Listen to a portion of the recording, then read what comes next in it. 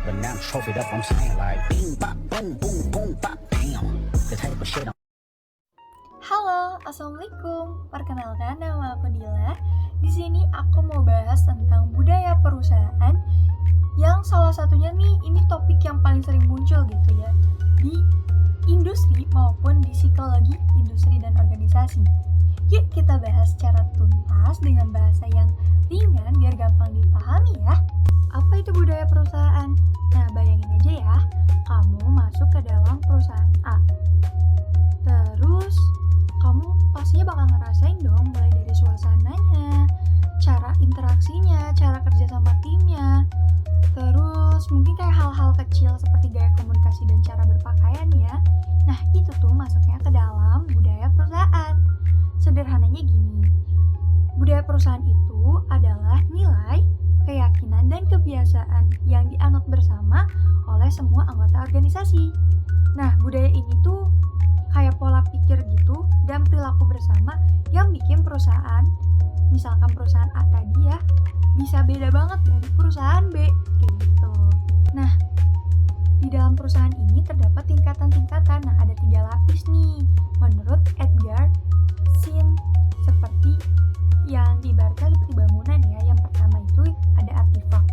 Artifak itu hal-hal yang bisa kita lihat gitu loh, seperti seragam, logo, ataupun tata ruang kantornya. Yang kedua ada value, yaitu nilai-nilai yang dianut, seperti kejujuran, kerjasama tim.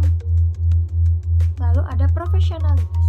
Nah, yang ketiga itu ada basic itu ada basic asumsi, yaitu keyakinan paling dalam yang jadi dasar nih perilaku anggota perusahaan. Nah, jadi budaya tuh bukan soal tampilan luarnya aja atau hal lainnya gitu ya, tapi juga tentang cara berpikir dan merasakan hal-hal dalam organisasi. Terus budaya itu fungsinya apa ya? Nah, yang pertama itu bisa ngebantu karyawan beradaptasi dengan lingkungan eksternal. Misalnya, memahami visi, misi, dan strategi perusahaan. Kedua, membantu integrasi internal, yaitu gimana nih karyawan bisa saling kerjasama, berkomunikasi, dan punya aturan yang disepakati bersama. Selain itu, budaya juga membentuk identitas organisasi, mendorong komitmen dan stabilitas, jadi panduan perilaku biar semua anggota bergerak ke arah yang sama. Terus, kenapa budaya itu penting? Karena semakin banyak karyawan yang percaya dan mempraktikkan nilai-nilai perusahaan, makin kuat juga budaya itu. Budaya yang kuat bisa bikin karyawan semangat, tahu apa yang boleh dan enggak, dan ngerasa jadi bagian penting di dalam organisasi itu. Nah, budaya perusahaan sendiri memiliki ciri-ciri khusus.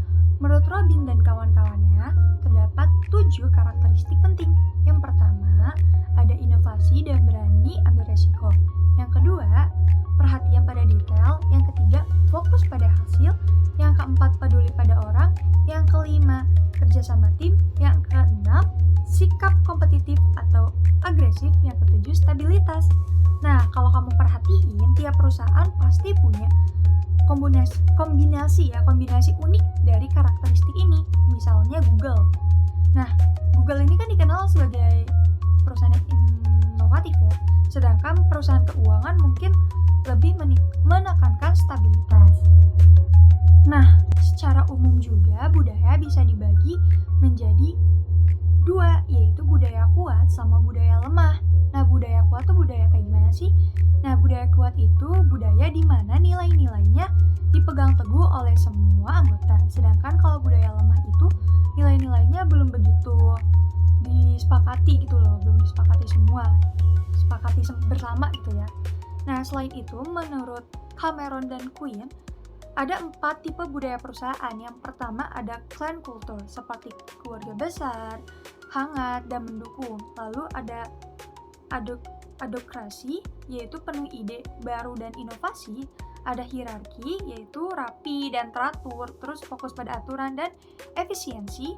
Yang keempat ada market culture, yaitu kompetitif dan berorientasi pada hasil.